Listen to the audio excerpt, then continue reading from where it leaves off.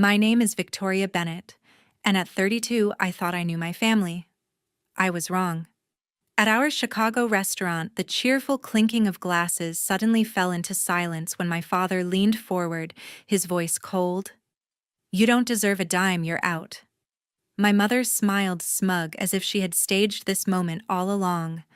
My brother just kept his head down, staring at his plate in silence. I froze, my fork suspended mid-air. I had spent years pouring my heart into this business, balancing the books, managing staff while they groomed him. And now this. My pulse pounded, but I didn't flinch. I set the fork down, locked eyes with my father, and said, "Don't call me when you need me." The words sliced through the air. I rose, my chair scraping against the floor, and walked out their stares burning into my back. They thought I would crumble, beg for forgiveness, plead for a seat at the table. But they had no idea what I was about to do next. I wasn't just their daughter anymore. I was done playing their game. Have you ever experienced a betrayal like this? Share your story in the comments. I'll be reading every single one. I couldn't sleep that night. The sting of Dad's words lingered, but something else gnawed at me. How had it come to this? I sat at my desk, staring at my laptop, piecing together the moments I'd ignored for years. The signs were there, glaring if I'd only paid attention. Months ago, I'd been left out of a company meeting. I'd walked into the restaurant's back office expecting to join the discussion about expanding our Chicago chain. Instead, I found Mom, Dad, and my brother huddled over spreadsheets. "This isn't for you," Mom said, her tone sharp, waving me off. Owen didn't even look up, just scribbled notes like he owned the place. I'd brushed it off as a one-time thing, but it wasn't. They'd stopped including me in emails about new suppliers, menu changes, anything that mattered. I was the one balancing the books, yet they treated me like an intern. Then there was Mom's favoritism. She'd always called Owen the visionary, praising his half-baked ideas for a rooftop bar or a food truck spin-off. My suggestions, like streamlining inventory to cut costs, got eye rolls or a curt, "We'll think about it."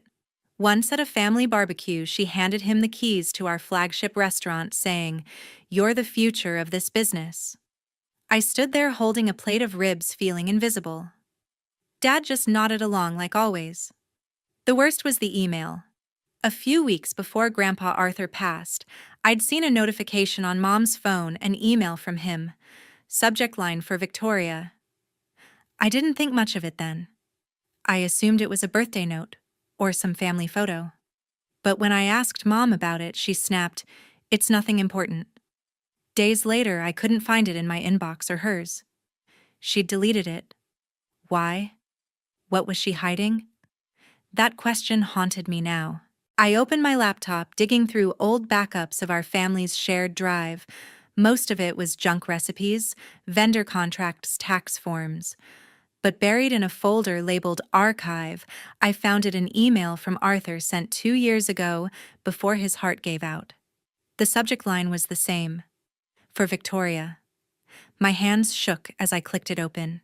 It wasn't long, just a few lines, but it hit like a punch. "My girl," he wrote, "there's something for you. Something I've kept safe. Check the office safe.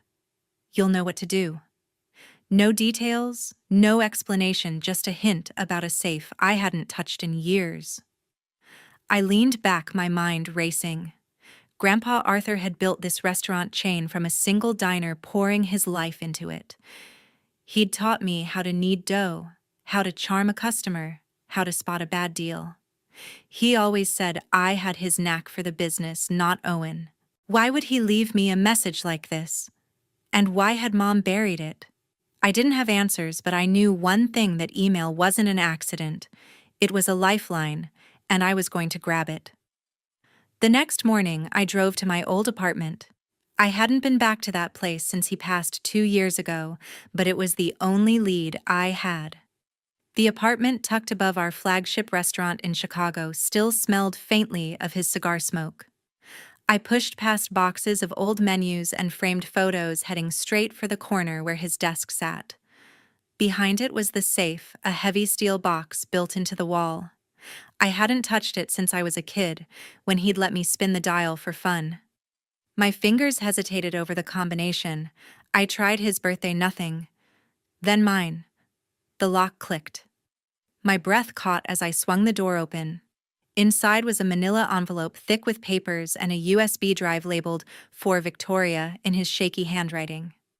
I grabbed my laptop and plugged in the USB. A video loaded, and there was Grandpa Arthur sitting in his office chair, his voice steady, despite his frail frame. "Victoria," he said, looking straight at the camera, "this family's turned their back on you, but I haven't. The restaurant chain, every location, every dime, it's yours. The contract's in the envelope. They'll fight you, but you're stronger than they know." I opened the envelope, my hands trembling. The contract was there, notarized, dated a month before he died. It named me the sole heir to the Bennett restaurant empire, bypassing Mom, Dad, and Owen entirely. Arthur had seen this coming: Mom's favoritism, Dad's compliance, Owen's arrogance. He'd planned for it. I sat back, my mind spinning. Why had he kept this secret? And how had Mom known to hide his email? I needed answers. But first, I needed to know if this was real. I pulled out my phone and scrolled through old contacts until I found Karen Thompson, Grandpa's friend and our family's lawyer. I hadn't spoken to her since the funeral, but Arthur trusted her, and that was enough. I dialed her number, my heart pounding. She picked up on the second ring. "Victoria. It's been a while." Her voice was warm but cautious. I didn't waste time. I found something from Grandpa, a contract and a video. He left me the restaurants. "Can you verify this?" There was a pause. Then she said, "Come to my office tomorrow. Bring everything." I spent the rest of the day reading the contract line by line. It was airtight, specific, legal, unbreakable. Arthur had listed every restaurant from the Chicago flagship to the smaller spots in Naperville and Evanston. He'd even included a clause about familial interference, as if he knew Mom would try to bury this. I played the video again, his words sinking in. He didn't just give me the business, he gave me a chance to fight back. I wasn't sure what Mom and Dad were hiding, but this contract was my weapon, and I was ready to use it. Karen's office was my next step. I packed the envelope and USB carefully, my resolve hardening. I met Karen the next day. Her confirmation that Arthur's contract was legally binding lit a fire in me, but I wasn't ready to confront my family yet. If they were bold enough to cut me out, they were hiding something bigger. I needed to protect myself and find the truth. First, I secured my own assets. Years of working for the family business had earned me a modest savings account, some stocks, and a small rental property in Evanston. I spent the morning at the bank transferring everything to a new account under my name alone.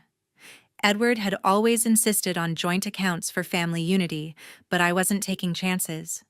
If they could betray me at dinner, they could drain my accounts just as fast. By noon, my finances were locked down, untouchable. Next, I needed evidence. Arthur's video hinted at familial interference, and I suspected Susan and Owen were cooking the books. I called a friend from business school, Rachel, who ran a small auditing firm in Chicago. "I need you to dig into the restaurant's finances," I told her. "Everything, every receipt, every wire transfer. No questions asked." She agreed, no hesitation, and promised a report within 2 weeks. I wired her a deposit from my new account, feeling a surge of control for the first time in days. While Rachel's team worked, I dug into the company's digital records myself. I still had access to our accounting software, though I suspected Susan would cut me off soon. Late nights at my apartment became routine, sifting through invoices and expense reports. At first, nothing stood out, just the usual costs for produce, payroll, and utilities. But then I noticed discrepancies. A vendor called Midwest Supplies was billing us monthly for thousands, yet I couldn't find their contact info or delivery records.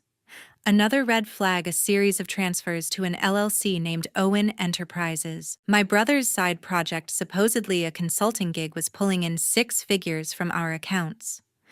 I cross-checked the invoices against our inventory logs. The numbers didn't add up. Midwest Supplies claimed to deliver crates of produce, but our stock levels hadn't increased. I found emails from Susan approving these payments, often with Owen copied. One email buried in a thread had her saying, "Keep it quiet. Edward doesn't need to know." My stomach churned. They weren't just sidelining me. They were stealing from the business Arthur built. Rachel's report arrived 10 days later, and it was damning. Her team traced Midwest Supplies to a shell company registered in Owen's name. The invoices were fake, a front to siphon money into his accounts. Susan had signed off on every transaction, routing funds through multiple bank accounts to cover their tracks. The report estimated they'd funneled over $200,000 in the past year alone. Owen Enterprises was another scam, a non-existent consulting firm billing our restaurants for services never rendered. Rachel included bank statements, forged invoices, and even a dummy website for the shell company, barely functional, but enough to fool a casual glance. I sat with the report, my anger growing. Susan and Owen weren't just greedy, they were reckless. They thought they could bleed the business dry without anyone noticing. Edward's silence made him complicit too. He'd always let Susan call the shots. I printed the report, tucked it into a folder with Arthur's contract, and made copies. If I was going to fight, I needed every piece of evidence locked and loaded. Karen called that evening, checking in. "The contract's solid," she said, "but you'll need more to win this. They'll fight dirty." I told her about the audit, keeping details vague. "I've got what I need," I said. "Can you set up a meeting with the company board?" She paused, then agreed to arrange it. I hung up my resolve, stealing. The board meeting was set for Monday. I walked into the company's Chicago office, my folder heavy with Arthur's contract and Rachel's audit report. My palms were sweaty, but my steps were steady. This wasn't just a meeting, it was war. The conference room was quiet when I entered. Susan sat at the head, her posture rigid, flipping through papers. Edward slouched beside her, avoiding my eyes. Owen leaned back, smirking, his tie loose like he was already running the show. Dennis Hayes, our longtime business partner, sat across from them, his face neutral. I'd met Dennis years ago when he invested in our expansion to Naperville. He was sharp, fair, and the only one in the room I didn't suspect of betrayal. Susan glanced up, her voice clipped. "You're late." I wasn't, but I didn't argue. I set my folder on the table and took a seat. "This won't take long," I said, my tone even. Their eyes narrowed, sensing something off. I opened the folder, pulling out Arthur's contract first. "Before we discuss next quarter's plans, there's something you need to see." I slid the contract across the table. "Grandpa Arthur left the restaurant chain to me. All of it. This is notarized, legal, and binding." Susan's face froze, her fingers tightening on her pen. Edward shifted, his jaw clenching. Owen laughed, short and sharp. "You're joking, right? That's fake." I didn't flinch. "It's real. Karen Thompson verified it. You can call her." Susan's eyes darted to Edward, then back to me. "This is absurd," she snapped. "Arthur would never do that." I wasn't done. I pulled out the audit report, its pages thick with highlighted transactions. "There's more," I said, sliding it toward Dennis. "Rachel's team audited our finances. Midwest Supplies, a shell company. Owen Enterprises, a scam. Over $200,000 siphoned from the business in a year, approved by Susan, funneled to Owen." I pointed to the evidence, forged invoices, bank transfers, the dummy website. "It's all here." The room went silent. Dennis leaned forward, scanning the report, his brow furrowing. Susan's voice rose sharp and defensive. "This is nonsense. Those are legitimate expenses." But her hands shook as she grabbed the papers. Owen's smirk vanished, replaced by a flush of panic. "You're making this up?" he stammered, looking at Susan for backup. Edward stayed quiet, his face pale, like he'd been caught in a lie he didn't fully understand. Dennis spoke, his voice low. "These numbers don't look right, Susan. Why wasn't I told about this vendor?" Susan's eyes flashed with anger, but she forced a smile. "It's a misunderstanding. We'll clear it up." I cut in, my voice firm. There's no misunderstanding. You approved every transaction. You and Owen thought you could hide it forever. Owen stood his chair, scraping. You're trying to ruin us, he shouted. I met his glare. You did that yourselves. Dennis held up a hand, his expression hardening. I want to see the full audit trail. If this is true, it's serious. Susan tried again, her voice softer now, almost pleading. Victoria, let's talk privately. No need to drag this out. I shook my head. We're past that. Arthur saw this coming and he trusted me to fix it. I stood gathering my papers. Dennis, you'll get copies of everything. The board deserves to know the truth. Susan's face twisted, a mix of fury and fear. Edward finally spoke, his voice weak. Victoria, think about what you're doing. I looked at him, my father, and felt nothing but resolve. I said, and I'm not stopping.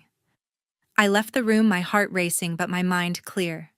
The fight wasn't over, but I'd drawn first blood. The courtroom date came fast. I stood outside the Chicago courthouse, clutching my folder with Arthur's video contract and Rachel's audit report. Karen had prepared me for weeks, warning that Susan would fight hard. I was ready to end this. Inside, the courtroom was stark, the judge's bench looming over us. Susan sat with her lawyer, her face a mask of calm defiance. Edward looked drained, his tie crooked. Owen slouched, avoiding my gaze, his usual arrogance gone. Karen stood beside me, her presence steadying. Dennis was in the gallery, his expression unreadable but attentive. The judge, a stern woman with sharp eyes, called the session to order. Karen opened, presenting Arthur's contract. This document, notarized 2 years ago, names Victoria Bennett as sole heir to the Bennett restaurant chain, she said, handing it to the bailiff. Susan's lawyer objected, claiming the contract was outdated, but Karen was ready. We have a video from Arthur Bennett recorded a month before his death confirming his intent. I plugged the USB into the courtroom system, and Arthur's voice filled the room. Victoria, the restaurants are yours. They'll fight you, but you're stronger, he said, his frail figure commanding even on screen. Susan shifted, her composure cracking. Edward stared at the floor. Next, Karen introduced the audit report. This documents over $200,000 siphoned from the company through fake invoices and a shell company, Owen Enterprises, approved by Susan Bennett. She laid out the evidence: forged documents, bank transfers, the dummy website. The judge leaned forward, her pen moving quickly. Susan's lawyer tried to interrupt, arguing the transactions were legitimate, but Karen countered with bank records showing the money landing in Owen's personal account. I took the stand, my voice steady. I worked for years to keep our restaurants running, but Susan and Owen cut me out while stealing from the business. Arthur knew they'd betray me. That's why he left me everything. Susan glared, whispering to her lawyer. Owen's face turned red, his hands clenched. Edward said nothing, his silence louder than any defense. Susan's lawyer called her to testify. She claimed the payments were for consulting services and that I'd misunderstood the finances. But her answers faltered under Karen's cross-examination. Why was Midwest Supplies unregistered? Why did the funds go to Owen's personal account? Karen pressed. Susan stammered, her excuses unraveling.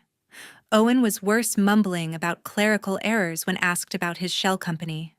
The judge's expression grew skeptical. After hours of testimony, the judge called a recess. When we returned, her ruling was swift. The contract is valid. Victoria Bennett is the legal heir to the Bennett restaurant chain. My heart leapt, but she wasn't done. The evidence of financial misconduct is compelling. I'm referring Susan and Owen Bennett to the district attorney for criminal investigation. Gasps rippled through the room. Susan's face went white. Her lawyer frozen. Owen slumped, his hands covering his face. Edward looked like he'd aged a decade, his shoulders sagging. The judge turned to Edward. As for Edward Bennett, your inaction enabled this misconduct. You're suspended from any role in the company pending further review. He nodded faintly, no fight left in him. Dennis caught my eye from the gallery, giving a slight nod as if he'd expected this. Karen squeezed my arm as we left the courtroom. "You did it," she whispered. I nodded, but the victory felt heavy. I'd won back what was mine, but my family was broken. Still, Arthur's trust in me burned bright, and I wasn't done honoring it. A month after the trial, I was settling into my new role. The restaurants were mine, and I was determined to honor Arthur's legacy. Then my phone buzzed with a text from Susan. "We need to talk," it read. I ignored it, but Edward called an hour later, leaving a voicemail. I played it, my jaw tightening at his hesitant tone. "Victoria, it was just a misunderstanding. Let's put this behind us." A misunderstanding. I deleted the message, my resolve firm. Days later, they showed up at the flagship restaurant unannounced. I was in the office reviewing new menu proposals when Susan walked in, Edward trailing behind. She wore a forced smile, her voice sugary. "Sweetheart, that dinner was a silly prank." "We didn't mean it." Edward nodded, his eyes pleading. "We're family, Victoria. Let's move on." I set my pen down, looking at them. The people who'd raised me now stood like strangers, grasping at excuses to erase their betrayal.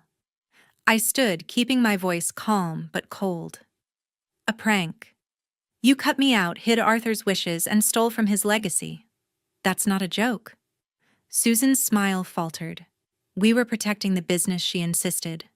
"Owen needed a chance to shine." Edward added, "We didn't think you'd take it this far." I laughed, sharp and bitter. "You thought I'd stay quiet while you took everything. I'm done with your lies."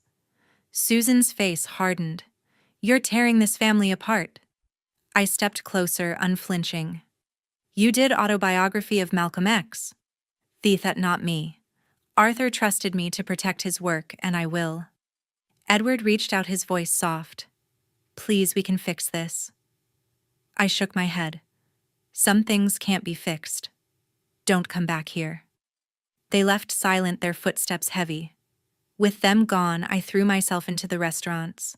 I promoted loyal staff, streamlined operations, and launched a new marketing campaign. The Chicago flagship saw a 20% revenue spike within weeks, and the Naperville and Evanston locations followed. Dennis, still a partner, backed my decisions, his trust unwavering after the trial. I hired a new accounting team to ensure transparency, learning from Susan and Owen's mistakes. Customers noticed the changes, online reviews praised the fresh menus and better service. For the first time, I felt like the leader Arthur always believed I could be. Owen faced his own reckoning. The district attorney's investigation into his and Susan's actions was moving fast. Karen told me they were facing charges for embezzlement and fraud. Owen's so-called consulting firm was shut down, its assets frozen. Susan was cooperating, likely to lessen her penalties, but her reputation in the industry was ruined. Edward, stripped of his company role, kept calling, leaving messages I didn't answer. I didn't hate them, but I couldn't trust them again. Arthur's video played in my mind, his voice, his faith in me. That was enough. Looking back, I learned something hard but true. Family isn't just blood, it's trust, respect, and truth. When those break, you have to protect yourself, even if it means walking away. I lost the family I thought I had, but I gained something stronger, my own worth. Arthur saw it, and now I did too. Standing up for what's right, no matter the cost, was the legacy he left me. I'd carry it forward, one restaurant at a time.